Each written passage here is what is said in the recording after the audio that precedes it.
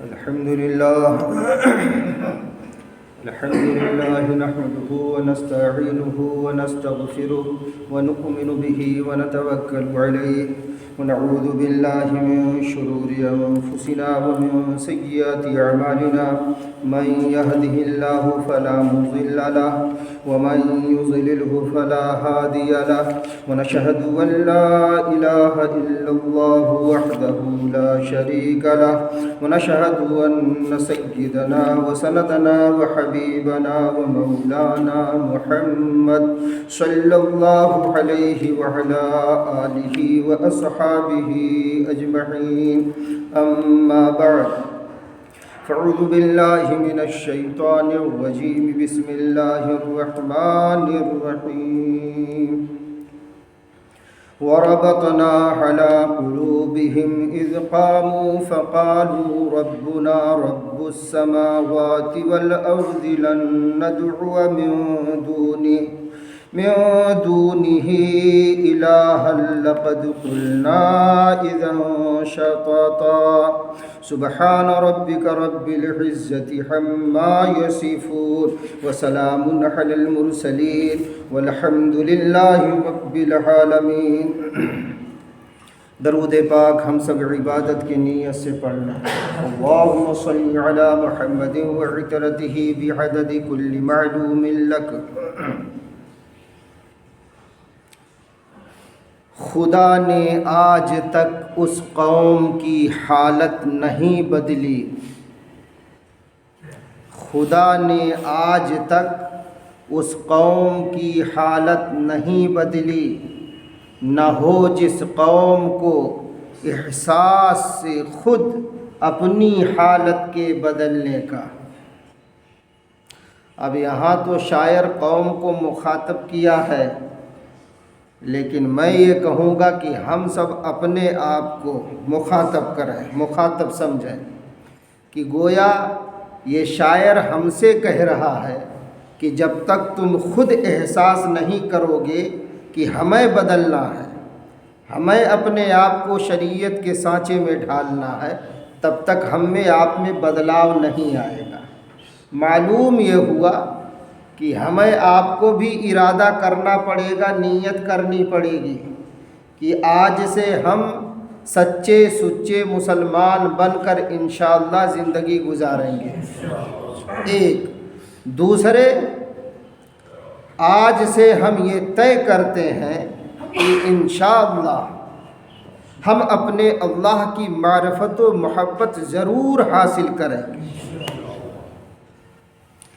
اللہ کی معرفت و محبت حاصل کرنے کے لیے حوصلے کی ضرورت ہے، جذبے کی ضرورت ہے، مضبوط ارادے کی ضرورت ہے۔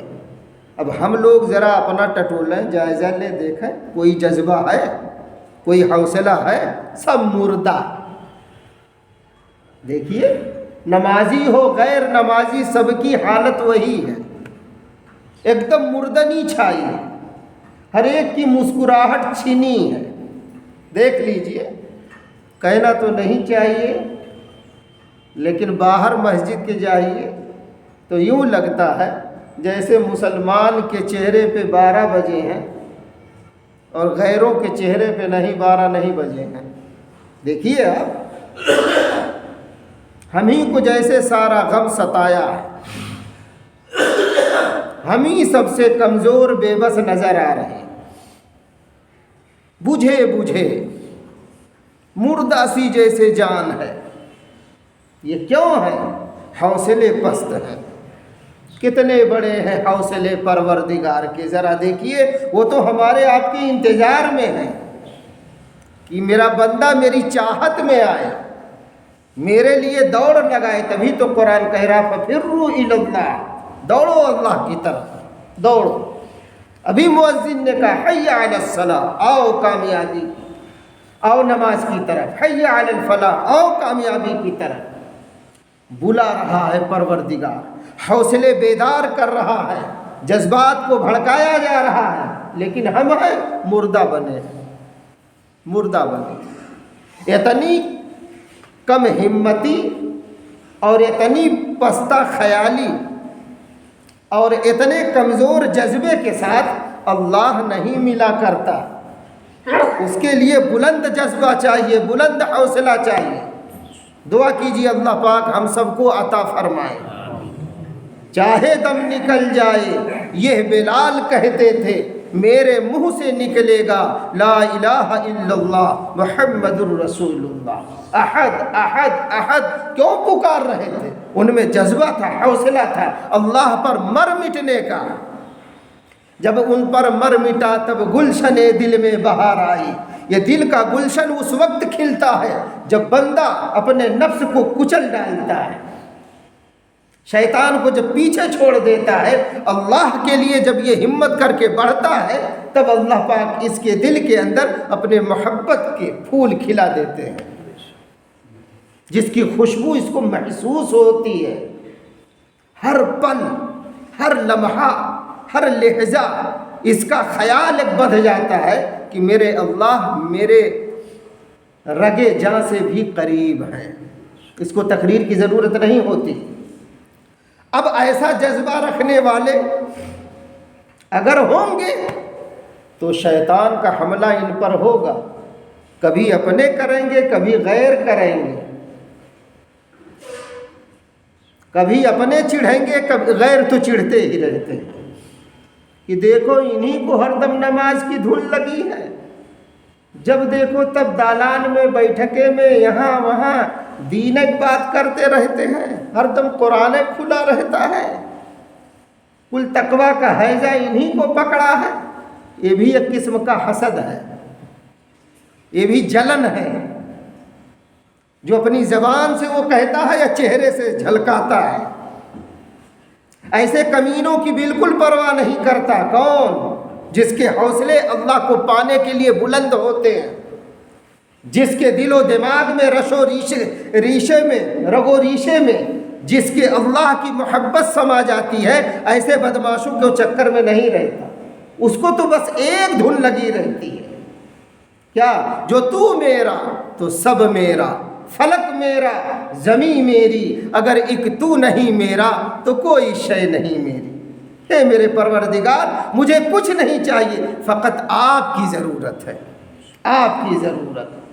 اس لیے کہ اللہ والے کہتے ہیں وہ شاہ دو جہاں جس دل میں آئے، کہیے بے شک وہ شاہ دو جہاں جس دل میں آئے، مزے دونوں جہاں سے بڑھ کے پائے. تب اس کو عجیب مزہ آتا، عجیب چاشنی. تب ان چپیدے کے جو شوربے ہیں ان کو پھر خاطر میں وہ نہیں لاتا. کیوں؟ کیونکہ اس کی دل کی دنیا میں تو وہ شہنشاہ بسا ہے، اس کی محبت بسی ہے کہ اسی میں وہ مست ہے.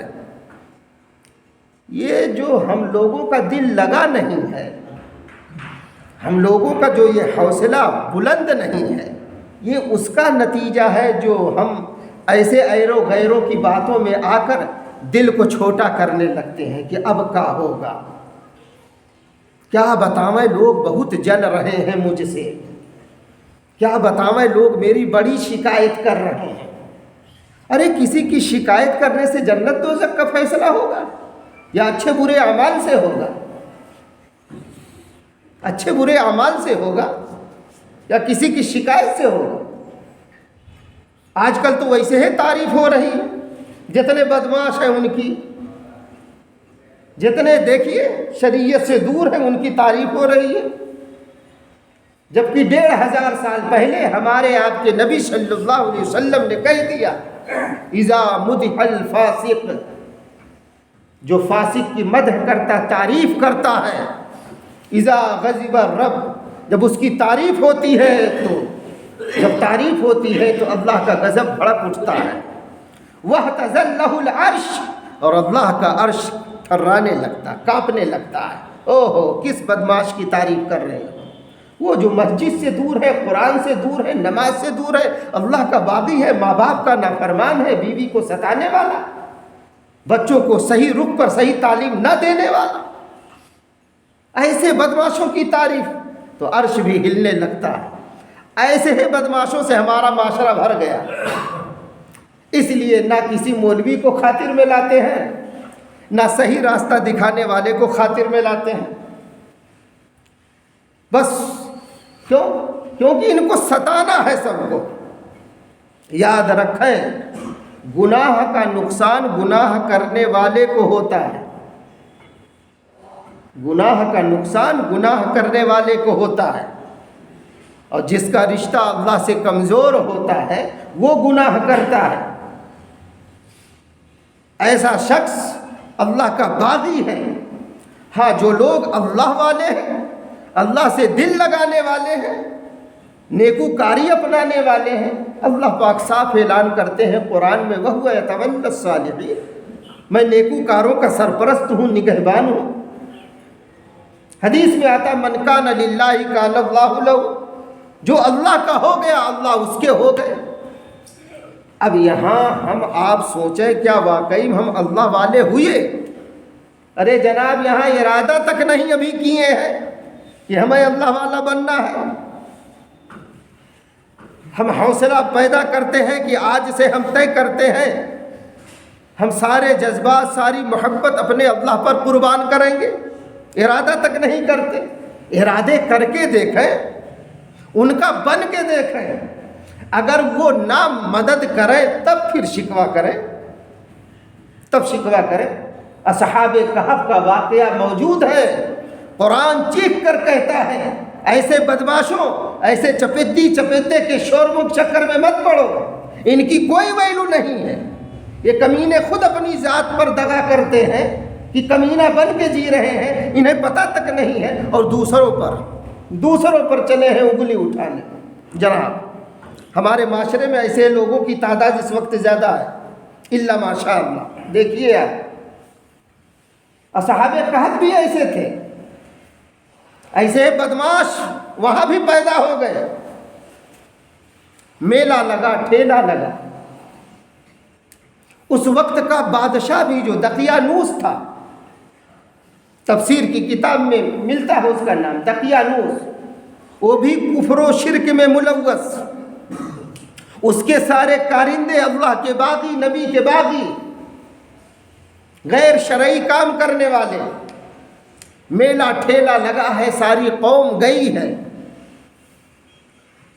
لیکن جس کو میلے ٹھیلے سے نہیں مناسبت، جس کے دل میں اللہ کی معرفت محبت آ گئی ہے، جس نے اللہ کی معرفت و محبت کا مزہ چکھ لیا ہے، اس کا دل تڑپنے لگا۔ وہ نوجوان بھی انہی میلے ٹھیلے میں تھے۔ اس میں سے ایک نوجوان تھا، دیکھا، کہا یار میری قوم تو بہت گڑبڑ کر رہی ہے، بڑی بدماشی کر رہی ہے، ان کا ساتھ نہیں دینا چاہیے۔ وہ بیچارہ کیا کرتا، سوچا اگر میں کسی سے کہوں گا تو میرا ایمان کھل جائے گا، اور بادشاہ اور اس کے کارندوں کی حالت اسے خوب پتہ تھی۔ وہ دھیرے سے میلے ٹھیلے میں سے نکلا ان کے مجمع سے اور چلا گیا۔ بستی کے کنارے ایک درخت تھا، وہیں بیچارہ افسوس کر کے بیٹھ گیا، یا اللہ میری قوم کو کیا ہو گیا ہے، بجائے تیری پرستش کرنے کے، بجائے تجھے پوجنے کے، بجائے تیرے سامنے جھکنے کے، تجھ سے دل لگانے کے، یہ کہاں دل لگا بیٹھے۔ آج ہم لوگ بھی ایسے ہیں، دل دماغ میں جتنی خرافات نمازی کے چل رہی ہے، غیر نمازی تو چل ہی رہی، نہ یہ صحیح ڈھنگ سے سدھرنے کو تیار ہے، اور غیر تو ہے ہی ہے، وہ تو کہتے ہیں ہم تو نمازیں نہ پڑھتے بھیا، ہم میں کہا ہے، یہ ہم جیسے چولے والے بدماشی چھوڑنے کو تیار نہیں، اور الزام ساری قوم کو دھر رہے ہیں۔ نہ ایک سجدے کا لطف مل رہا ہے، نہ ایک دعا کا ذائقہ مل رہا ہے، نہ قیام کا، نہ طعام کا جو کھا رہے ہیں نہ اس کا ذائقہ۔ بد مزہ زندگی، بد مزہ زندگی، بے کیف زندگی گزر رہی، پھر بھی احساس تک نہیں ہے کہ زندگی کا چین، سکون، زندگی کا مزہ اور لطف آخر ہمارے خالق مالک نے کیوں چھین لیا ہے؟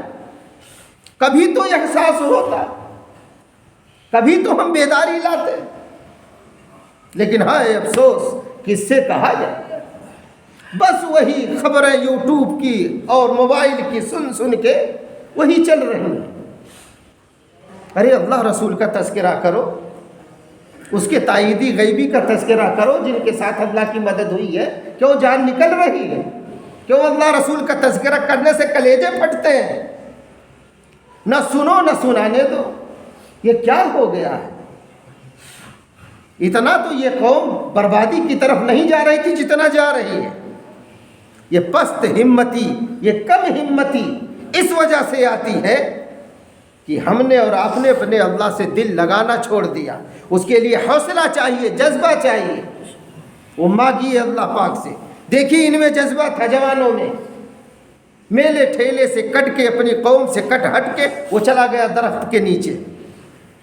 اب وہ سوچ میں گم ہے، اتنے میں دوسرا بھی گیا، تیسرا بھی گیا، ایک کے بعد دیگرے جتنے نوجوان تھے اس وقت جن کو اللہ پاک نے جذب کیا تھا، اپنی طرف کھینچ لیا تھا، اپنی معرفت و محبت دے دیا تھا، وہ سب کھینچ کے اسی درخت کے نیچے چلے گئے۔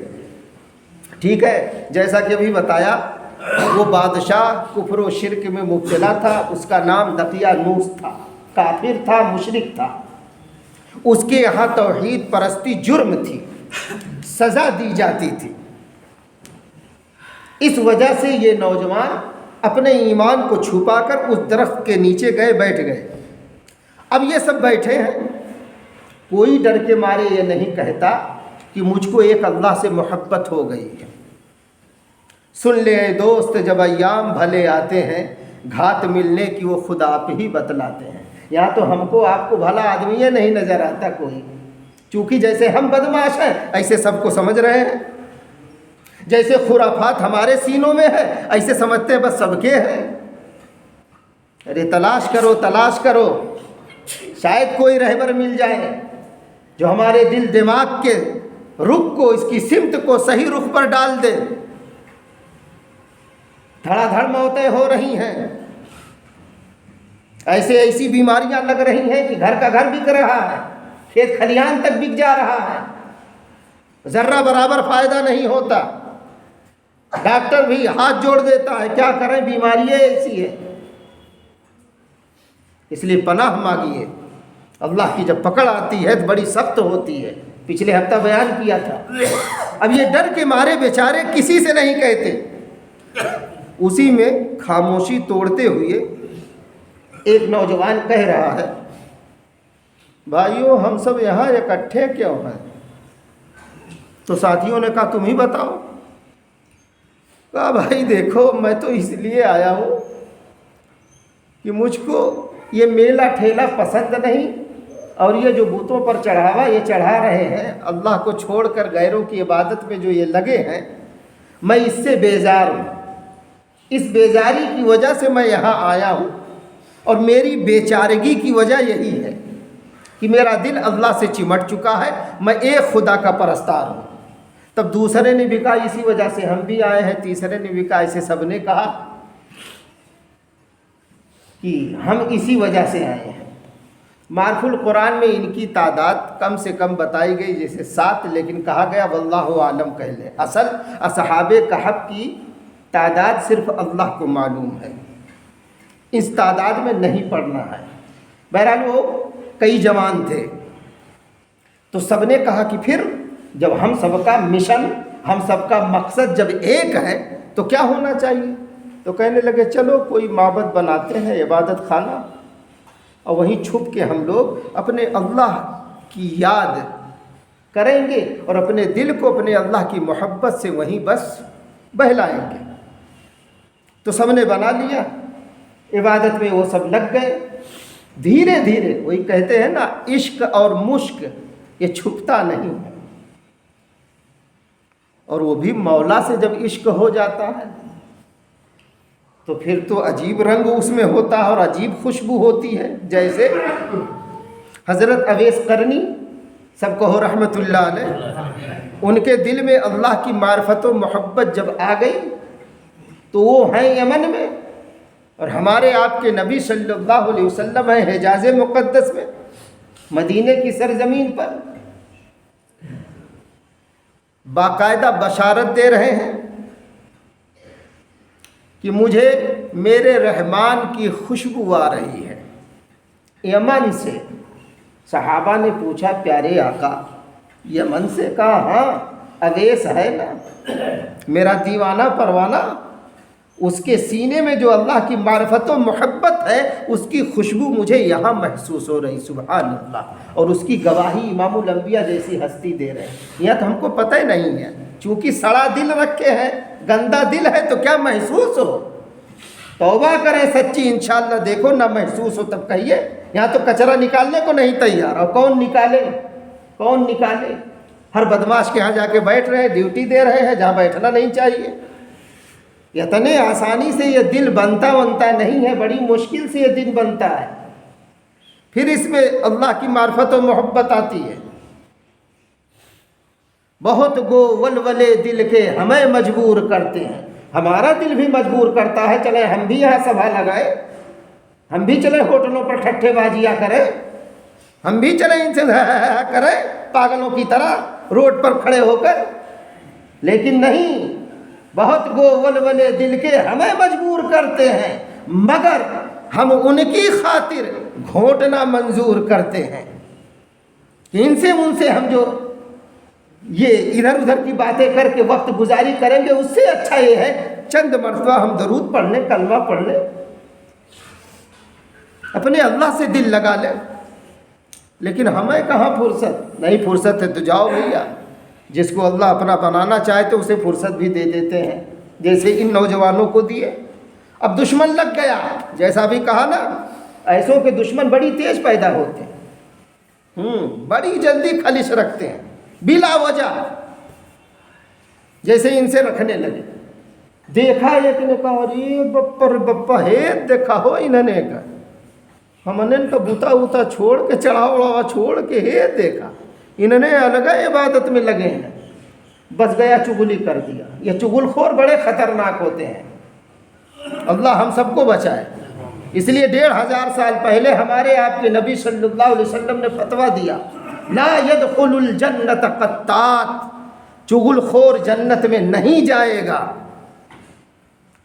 ان کی بات ان سے کہنا، اس مجلس کی بات اس مجلس میں، اس مجلس کی بات اس مجلس میں، اس کو کہتے چغل خوری، جس سے برائی بڑھے۔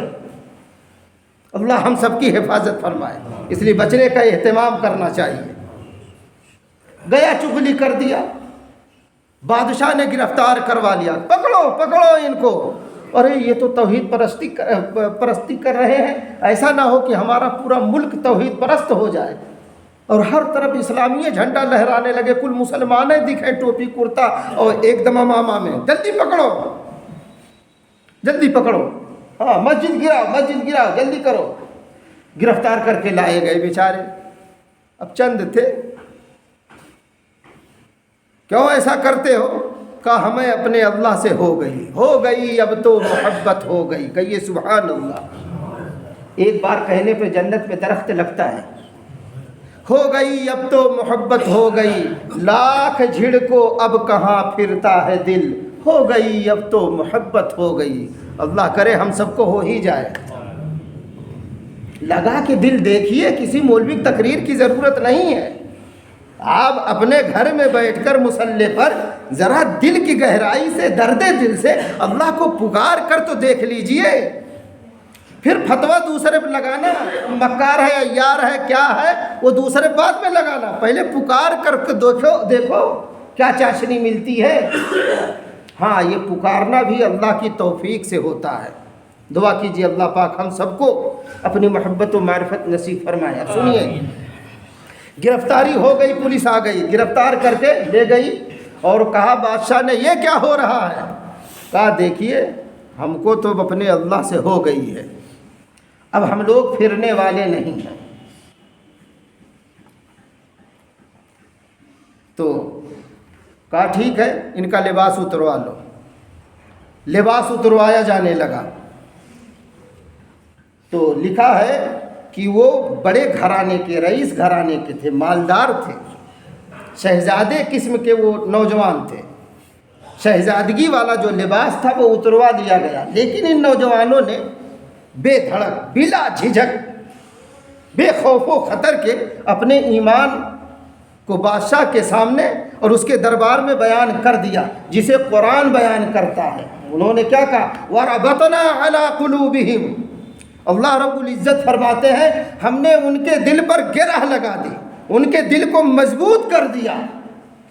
اِذْ قَامُوا، وہ سب کھڑے ہو گئے، ڈٹ گئے، جم گئے، مستقیم ہو گئے بادشاہ اور اہل دربار کے سامنے، پوری فورس کے لشکر کے سامنے ڈٹ گئے اور ڈٹ کر کہا فقالوا ربنا رب السماوات والارض، سنو بادشاہ سلامت، ہمارا پالنہار، ہمارا پروردگار وہ ہے جو زمین و آسمان کا رب ہے۔ سبحان اللہ۔ انہوں نے اپنے ایمان کا اظہار اس طرح بھرے دربار میں کیا۔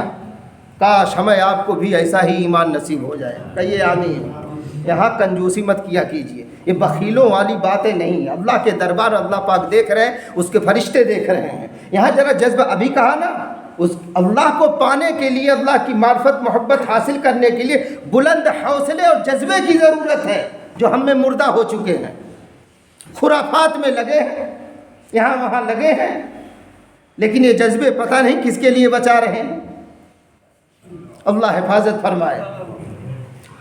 اب بادشاہ کے سامنے جب بات کھل گئی تو ان نوجوانوں نے جب دیکھا، واقعہ بہت لمبا، آدھے پارے سے زیادہ ہے تفسیر اس کی، تو یہ لوگ کیا کیے، بادشاہ کے ڈر سے، چونکہ وہ کافر تھا، مشرک تھا، اپنا ایمان بچانے کی ڈر سے یہ لوگ شہر چھوڑ کے بھاگ گئے اور ایک غار میں، کہف جس کو کہتے ہیں، گپھا ہندی میں، وہاں گئے یہ لوگ، اللہ اللہ کرنے لگے۔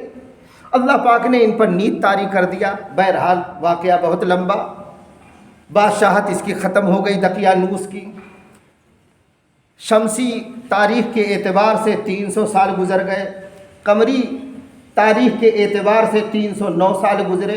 معرف القرآن میں بھی لکھا ہے، قصص القرآن میں بھی لکھا اور دیگر کتابوں میں لکھا ہے۔ یہ حالات، واقعات بہت لمبے چلے، کافی عرصہ جب گزر گیا، یہ تو کفر و شرک میں ملوث تھا دقیانوس۔ اب ایک نیک دل صالح بادشاہ کی بادشاہت آ گئی، جس کا نام لکھا ہے بیدوسیس، بڑا نیک تھا۔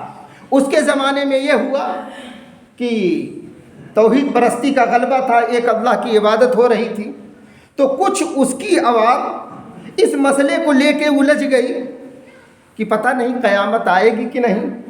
دوسرے لوگ اور چند کہہ رہے تھے قیامت تو آئے گی، لیکن مرنے کے بعد یہ جسم ریزہ ریزہ ہو جائے گا، ادھر ادھر بکھر جائے گا۔ تو یہ جو لوگ کہتے ہیں دوبارہ اٹھایا جائے گا، اس میں شک ہے۔ یہ ایک تنازع اس کے ملک میں پھیلا ہوا تھا، اسی میں قوم الجھی ہوئی تھی۔ بادشاہ کو بڑی فکر ہوئی کہ یہ الجھن میرے قوم کی کیسے دور ہو۔ تو اس نے کیا کیا، ٹاٹ کا ایک، دیکھو جو اللہ والے ہوتے ہیں ادھر ادھر نہیں الجھتے، یہ تو خود طاقت کا مالک تھا، فوج تھی اس کے پاس، یہ چاہتا تو فوج والوں سے اعلان کروا دیتا کہ اس پر جو بحث کرے گا اس کی خیریت نہیں، لیکن ایسا نہیں کیا۔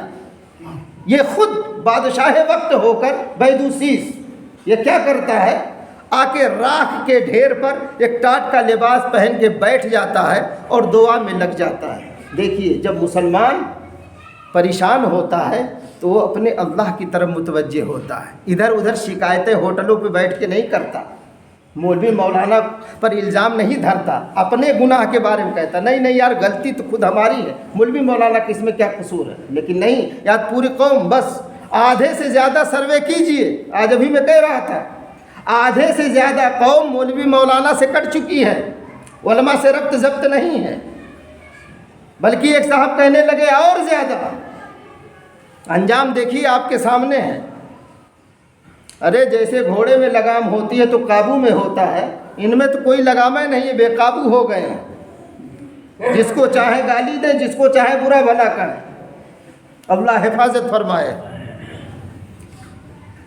وہ بیچارہ اللہ کی طرف متوجہ ہے، مانگ رہا ہے اللہ میری قوم کو سمجھ دیجئے۔ ادھر وہ رو رہا ہے، ادھر اللہ پاک ایک نظام بنائے، اصحاب کہف والوں کو بیدار کیے۔ جب وہ بیدار ہوئے تھوڑی دیر کے بعد انہیں بھوک محسوس ہوئی تو اس میں سے ایک شخص کو پیسہ دیے، اس کا نام تملیخہ لکھا ہے معرف القرآن میں، تملیخہ۔ اور قصص القرآن کے اندر اس کا نام افسوس لکھا، میں تملیخہ کو لے رہا ہوں، تملیخہ نام، پیسہ دیے جاؤ کچھ خرید کے لاؤ۔ وہ بازار میں آیا تو لوگوں نے دیکھا، ارے یار یہ 300 سال کا پرانا سکہ ہے، یہ تو دقیانوس کے دور کا تھا، اسے کہاں ملا؟ لگتا ہے اس کو خزانہ ہاتھ لگا ہے۔ لالچی ہر دور میں ہوتے ہیں، ہم نے اپنے یہ لالچ بڑی خطرناک ہوتی ہے۔ حدیث پاک میں آتا، پیارے آقا نے کہا اتقوا الشح، ڈرو ڈرو لالچ سے، بچو بچو لالچ سے، فإن الشح أهلك من كان قبلكم، اس لالچ نے تم سے پہلے کے لوگوں کو ہلاک کر دیا، برباد کر دیا۔ اللہ پاک ہم سب کو بری لالچ سے بچائے۔ لالچ ہو تو نیکی کی ہو، نماز روزہ تلاوت کی ہو۔ تو دیکھا کہ لگتا خزانہ ہاتھ لگا ہے، گرفتار کیا، پکڑا، لے گئے بادشاہ کے پاس۔ بادشاہ تو دعا میں لگا ہوا تھا، رو دھو کے جب فارغ ہوا تو پوچھا کہاں سے تمہیں ملا؟ تو اس نے بتایا پورا واقعہ کہ ہم لوگ ایسے ایسے ہیں، دقیانوس کے زمانے میں وہ کفر و شرک میں ملوث تھا، ہم لوگ توحید پرستی والے تھے، اس سے چھپ کر ڈر کے اپنا ایمان بچانے کی خاطر ہم لوگ اس غار میں پناہ لیے تھے، اور ایسے ایسے ہوا، ہم کو تو نہیں معلوم تھا، ہم پر اتنا زمانہ بیت چکا ہے۔ بہرحال وہ سب آئے واپس بادشاہ کے ساتھ۔ تو ایک روایت تو یہ ہے کہ اصحاب کہف کے لوگوں نے بادشاہ سے مصافحہ وغیرہ کیا، بات چیت کیا۔ ایک روایت ہے کہ نہیں، اسی سے ملاقات ہوئی۔ تملیخہ نے کہا آپ لوگ یہیں ٹھہرے، میں اندر جاتا ہوں، اپنے ساتھیوں کو اطلاع دیتا ہوں۔ بہرحال ملاقات ہوئی۔ اس کے بعد جب یہ لوگ ملاقات کر کے یہاں ہوئے تو پھر کہا کہ آپ لوگ جائیں، رخصت ہو گئے۔ یہ لوگ جب پھر غار میں آئے تو اللہ پاک نے ان پر موت طاری کر دیا۔ بہرحال واقعہ بہت لمبا، عرض یہ کر رہا تھا اللہ پاک نے انہیں جو عزت دی، جو یہ سلامت رہے، کفر و شرک سے بچے، دقیانوس سے بچے، اس کے ظلم سے بچے، اور اس کے تمام فوج سے جو بچائے گئے، صرف ایک وجہ سے کہ صحیح معنوں میں اللہ کو دل سے پکارتے تھے، اللہ کے سامنے جھکتے تھے۔ ایسے ہم آپ بھی جب صحیح معنوں میں اللہ کے سامنے جھکنے والے ہو جائیں گے تو اللہ پاک ہماری آپ کی بھی سرپرستی فرمائیں گے، ہماری آپ کی بھی نگہبانی فرمائیں گے۔ پھر اگر دشمن ہمیں ذلیل کرنا چاہے گا، بدنام کرنا چاہے گا، انشاءاللہ وہ خود خاک میں ملے گا، وہ خود ذلیل ہوگا، ہم پر آپ پر اس کا کوئی وار کارگر نہیں ہوگا انشاءاللہ۔ دعا فرمائیے اللہ پاک سچا سچا ہم سب کو مسلمان بنائے اور وہ ایمان دے دے جو اسے مطلوب ہے۔ وما علینا الا البلاغ، سنت پڑھ لیں۔